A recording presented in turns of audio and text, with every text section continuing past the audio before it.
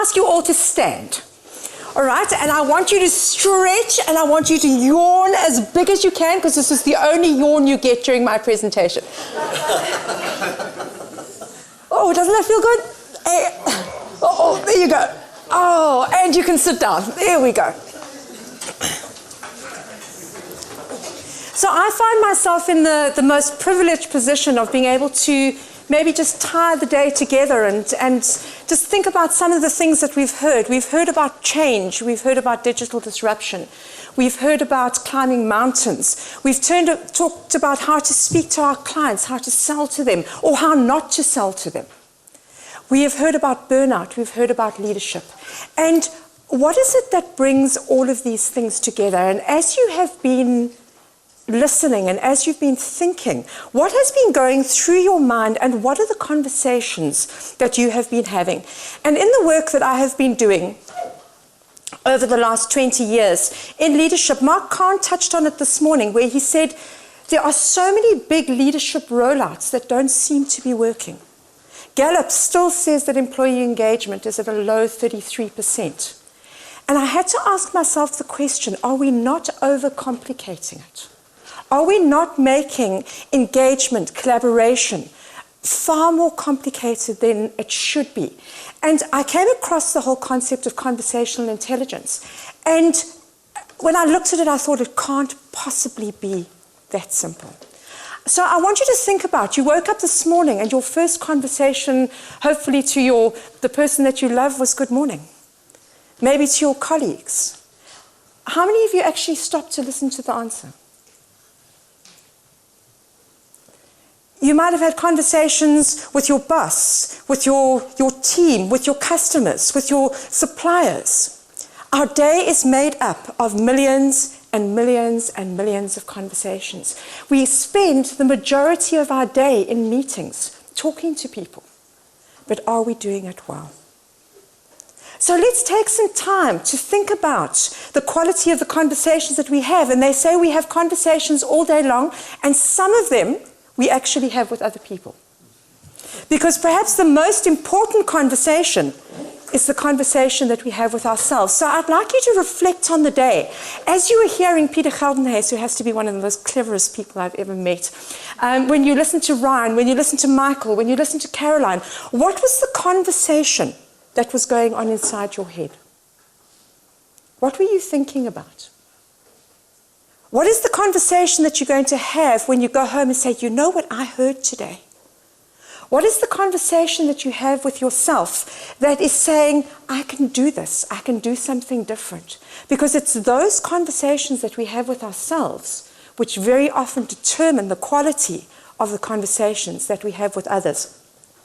Now, I could go into the neuroscience of it, and there is huge neuroscience that sits underneath this. But what I'd rather do is I'd like to talk about magic. And the reason why I want to do that is because if we pause for long enough and we ask ourselves, what if we had better conversations? What if we could take our conversations and turn them into something special? And rather than giving you science, I gave you magic. And the reason why this was so important to me, because I came across this word here. Can anybody tell me what this word means? Magic. Magic. What else?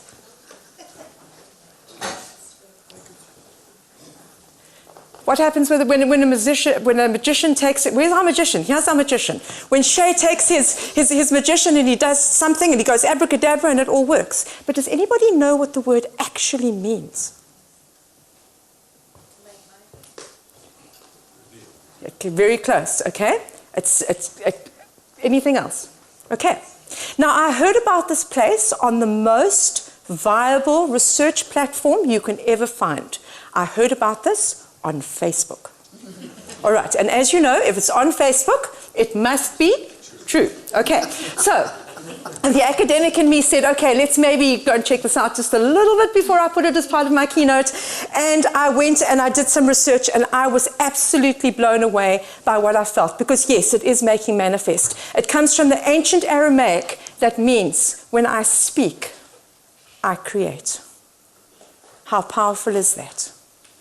When I speak, I create. Every word that you say in your head or that comes out of your mouth makes a difference in terms of what your future becomes. It was Peter who said in his keynote earlier, the best way to predict the future is to create it. But I always ask myself the question, how? And what if it is as simple as the words that we say and the conversations that we have? Because one conversation at a time, we build our future. So what I wanted to do today was do something a little bit different, and I wanted to bring you a gift, because over the last 2 or 3 years I've been doing some research into what really makes conversations work. And it comes down to perhaps 2 important things. The first thing is trust, and the second thing is relationships. So on your table, if you would like to grab one of those, it's either face up or it's face down in a pile. I have over the last few months been developing a model called the Wheel of Trust. And conversational intelligence tells us that if we want to have really great conversations, we focus on 2 things. We focus on trust and we focus on relationship. So what I want to do is that I want to take you through this wheel, and let's have a look at some of the conversations that we have. Now, I actually have a client who keeps this in his bottom drawer, and every time he has a meeting, he starts the conversation, then he pulls open his bottom drawer and he says, okay, that's what I need to do. So I've brought to you today a tool that says when you have a certain response, what kind of conversation should I be having? And to do it in such a practical way. Because remember, we said we had 2 conversations, those we had with other people and those we have with ourselves. So let's go through this. So the first place of, and for some reason my colors are not showing up on the slides. Okay, so have a look at your wheel. The first place we're at is at the red resistance. Now, what I'd like you to do is turn to the person next to you. Shay, if you can do this with me. All right, I want you to do that, palm to palm. Okay, palm to palm. Now, I want you to push. Okay, what happens when somebody pushes? What's your response? Okay, it's always to push back. All right, and where are you going with that conversation? Absolutely nowhere. All right, so if you are in a conversation and that resistance, I'm sure you never have resistant conversations. So you just tell everybody what to do and they just do it. Am I right? Yeah. There you go. All right, so when you find resistance, when you find this and feel it yourself, feel it actually doing this, how do you actually deal with that conversation? Because the internal conversation, and you will find it in the little speech bubble. All right. You will find people who are resistant say, I am right. Okay, and the hands cross, and the legs cross, and they look at you and say, convince me. You're not going to convince me. Why? Because I am right. And so what we tend to do is that we want to push back. So what we do is say, listen, I'm telling you, and the finger goes and the hands go. This is how it works. And we wonder why we don't get a response. So I want you, as we're going around, I actually want you to make a note of some of the conversations that you have had where you have either experienced resistance or you have seen resistance in yourself. All right.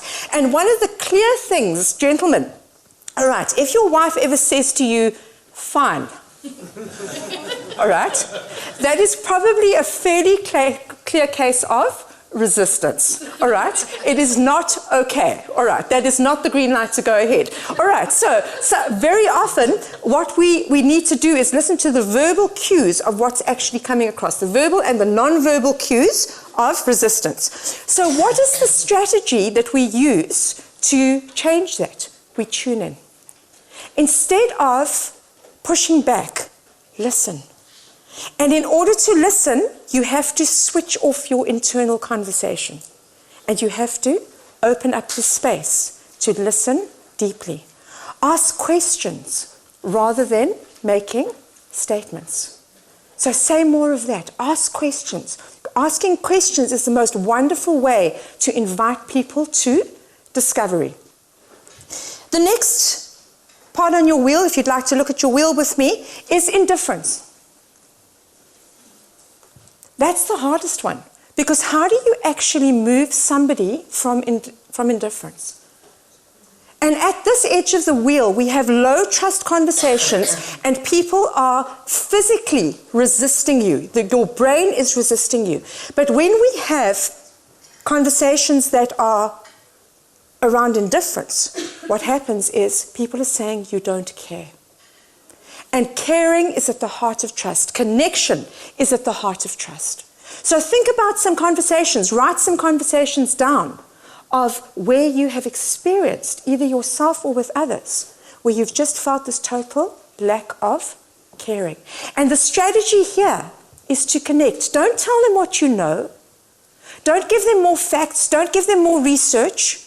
Connect with them. Find out who they are, not what they do. Find out what's important to them, not what you want to sell them.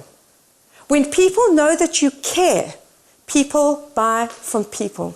They buy from people who they know, like, and trust. Then we move on to the next response, which we call the waiting game. And so many companies launch big visions, and they're looking for that magical thing called buy-in. Have you heard that? And they wonder why they're not getting it. It's because very often people have said, I've seen this before. Why aren't you listening to my voice? The executive goes off-site and comes back and imposes their vision on you, rather than inviting you to be part of that. And the response to this is one of the most beautiful parts of African philosophy. It's something called Ubuntu. Now, for those of you in the tech sphere, this is not the open source language. All right. It is a philosophy that says, I am because we are. And it is at this point of medium trust that we start moving from I to we, and we start saying, let's do this together. If you're at a conversation where you're wanting to move people into the future, this is probably one of the most critical ones, because if you want to move on to the next one where you want people to be innovative and courageous, they have to feel a sense of belonging. They have to feel a heightened sense of trust, and they're not going to go with you there unless you do. And so we go into this place of courage, and this is where people have room to experiment, to fail quickly, as Brett said earlier. And when we do that, give them a chance to disrupt. So disrupt is a big word that we're looking at the moment. Everybody wants to disrupt. But if you don't have high trust, you're not going to be able to disrupt. Go and see where people are in the wheel of trust. And do you need to bring them up? And it's not necessarily groups of people. It could be individuals. So if you're at a place at the moment where you're trying to disrupt in your industry, how will you take people there? And then we all get to that place that we are really, really looking for, and that is to the place of collaboration. That mythical place that we all want to get to with our customers, with our employees, with our colleagues, with our delegates, and we want to work together. You can only get to collaboration when there is high trust. And the third element of trust, you've got, first of all, who am I? It's about character. It's about connection. It's about relationship. The third part of trust is credibility and delivery.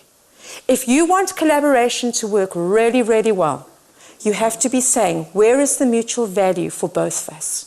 Where can we both achieve more? Where can we create the synergy of making things happen? So those are the 5 places of trust in the wheel of trust. Where are you in on this particular wheel in your various conversations? So what I want to do now, that's enough about me talking, it's now time for you to talk. So I'd like you to sit in your tables in pairs. I want you to choose a conversation that you've been working with just for the next few minutes. And I want you to ask each other, and let's see if we can get some feedback here. What can we say more of, and what can we say less of? If we want to shift from resistance, what should we be saying more of? What should we be saying less of? If you're in a place of disruption and courage, what should we be saying more of? What should we be saying less of? So I'd like you to take just a few minutes, pair up please, and actually write down on that tool, and let's see if we can come up with some practical conversational tools that we can take home with us and then go and identify where those conversations are.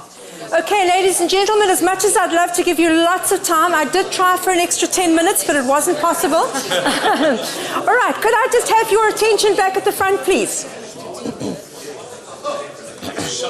Okay. Yeah, if I can ask the speakers just to quieten it down a little bit at the back there as well, that would also be good, thank you.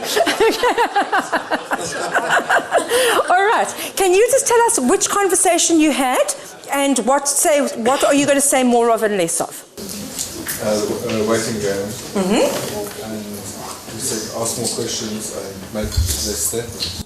All right, so in the waiting game, you're going to ask more questions and make less statements. Great, thank you. Let's have one more over here.